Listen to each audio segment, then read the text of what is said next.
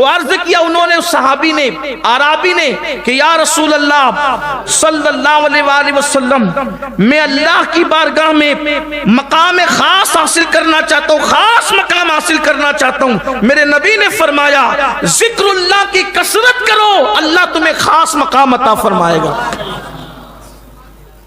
آگئی ذکر کی بات، اللہ کا ذکر کثرت سے کرو، سبحان اللہ، الحمدللہ، اللہ اکبر، اللہ کا ذکر کرو، چلتے پھرتے اٹھتے بیٹھتے۔ اس لیے کہ جب ہم اللہ کا ذکر کرتے ہیں تو اپنی شان کے مطابق اللہ بھی ہمارا ذکر کرتا ہے۔ شیخ ابو ملی بہت بڑے بزرگ تھے، جب وہ اللہ کا ذکر کرتے تھے تو کیف میں آتے تھے، وجد میں آتے تھے، بہت خوش ہوتے تھے۔ جب اللہ کا ذکر کرتے تھے بہت خوش ہوتے تھے۔ لوگ کہتے تھے کیوں خوش ہو رہے ہو؟ کہا میرا ذکر اللہ کر رہا ہے، اللہ میرا ذکر، اللہ آپ کا ذکر کر رہا ہے۔ کہا کہ تم نے نہیں پڑھا فذکرونی اذکرکم، کہ تم میرا ذکر کرو میں تمہارے چرچے کروں گا۔ اور حدیث پاک ہے جب تم محفل میں اللہ کا ذکر کرتے ہو، اللہ اس سے بہتر محفل فرشتوں کی محفل میں تمہارا ذکر کرتا ہے۔ جب تم مجمع میں ذکر کرتے ہو وہ فرشتوں کے مجمع میں تمہارا ذکر کرتا ہے، اور جب تم اکیلے میں اللہ کا ذکر کرتے ہو تو اللہ تبارک و تعالی شان تنہائی کے ساتھ تمہارا ذکر فرماتا ہے، اور وہ تمہارے چرچے کا اللہ کا ذکر کرو۔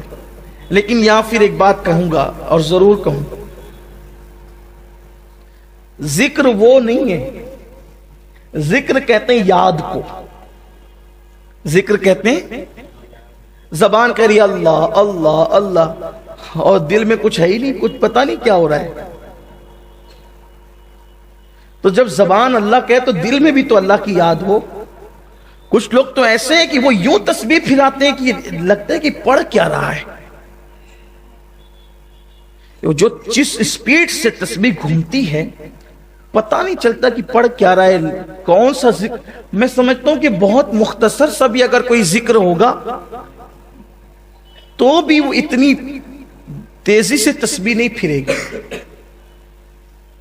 اور کچھ ایسے بھی اللہ کے بندے ہیں جو بات کرتے ہیں تو بھی تسبیح کے دانے آگے بڑھتے رہتے ہیں۔ تو مجھے یوں لگتا ہے کہ یہ اللہ کا ذکر گن رہا ہے یا پھر یہ گفتگو کے الفاظ گن رہا ہے۔ اللہ کرے یہ بہت اچھا ہو کہ اگر کوئی گفتگو کے الفاظ گننے لگے تو پھر بہت اچھی بات ہو۔ اللہ کا ذکر، اور اللہ کا ذکر وہ ہے، قرآن کہتا ہے الا بذکر اللہ تطمئن القلوب، آگاہ ہو جاؤ اللہ کے ذکر سے دلوں کو سکون ملتا ہے۔ اللہ کا ذکر کرو، اللہ کے ذاکر بن جاؤ۔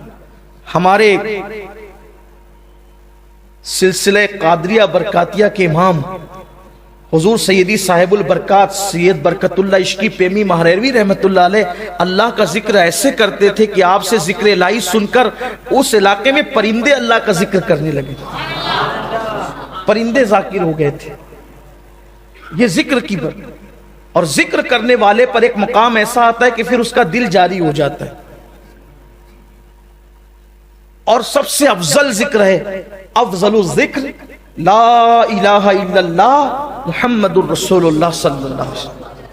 بار بار کلمہ پڑھا کرو، بار بار کلمہ پڑھو، کلمے کی تکرار کرو۔ حدیث پاک میں آتا ہے جب کوئی کلمہ طیبہ لا الہ الا اللہ محمد الرسول اللہ صلی اللہ علیہ وآلہ وسلم پڑھتا ہے، اللہ کا عرش ہلنے لگتا ہے، جنبش کرنے لگتا ہے۔ اللہ فرماتا ہے اے عرش رک جا، عرش کہتا ہے کیسے رکوں، وہ کلمہ پڑھ رہا ہے، جب تک اسے بخشا نہیں جائے گا میں کیسے رک سکتا ہوں۔ ارشاد ہوتا ہے تو بعد میں ہلنا شروع ہوا، ہم نے تو اس سے پہلے اس کی مغفرت فرما دی۔ کلمہ بار بار پڑھو، اور ہو سکے تو روزانہ 100 مرتبہ پڑھنے کی عادت ڈالو، اور اس طرح پڑھو لا الہ الا اللہ محمد الرسول اللہ صلی اللہ علیہ وآلہ وسلم۔ کلمہ بھی ہو جائے گا، درود شریف بھی ہو جائے گا۔ عادت ڈالو کلمے کی۔ صحابہ کرام ایک دوسرے کو کہتے تھے کہ چلو اپنے ایمان کی تجدید کریں گے، ایمان کی پالش کریں گے، ایمان کو نیا کریں گے، اس کی پالش کریں گے۔ کیسے کریں گے؟ بیٹھ کر کے لا الہ الا اللہ پڑھنے لگتے تھے کہ اس سے ایمان تازہ ہوتا ہے۔ میرے آقا علیہ السلام نے فرمایا جیسے کپڑا میلا ہو جاتا ہے، پرانا ہو جاتا ہے، ویسے تمہارا دل بھی میلا ہو جاتا ہے۔ تو صحابہ نے پوچھا جب کپڑے میلے ہوتے ہیں تو دھلنے کا طریقہ ہے، دل میلا ہو تو کیسے دھلیں؟ آقا نے فرمایا اللہ کا ذکر کرو، اس سے دل کے زنگ کو دھل دیا جاتا ہے، گناہوں کے زنگ کو دھل دیا جاتا ہے، دل پاک و صاف ہو جاتا ہے، دل چمک جاتا ہے۔ اللہ کا ذکر بہت کرو۔ اور ذکر میں کچھ اذکار ایسے ہیں جو احادیث میں آئے ہیں، جیسے لا الہ الا اللہ محمد الرسول اللہ صلی اللہ علیہ وآلہ وسلم۔ اسی طرح ایک ذکر ایسا ہے کبھی مت چھوڑنا، کتنی بھی مصروفیت ہو کبھی مت چھوڑنا، کبھی مت چھوڑنا۔ مولا کائنات کہتے ہیں کہ جنگ صفین میں مجھے اتنی مصروفیت تھی، بہت بھاگ دوڑ تھی جنگ صفین کے موقع پر، اس دن بھی میں نے اس ہما ہمی میں بھی یہ ذکر نہیں چھوڑا۔ وہ ذکر ہے 33 مرتبہ سبحان اللہ، 33 مرتبہ الحمدللہ، 34 مرتبہ اللہ اکبر۔ اس کو کہتے ہیں تسبیح فاطمہ۔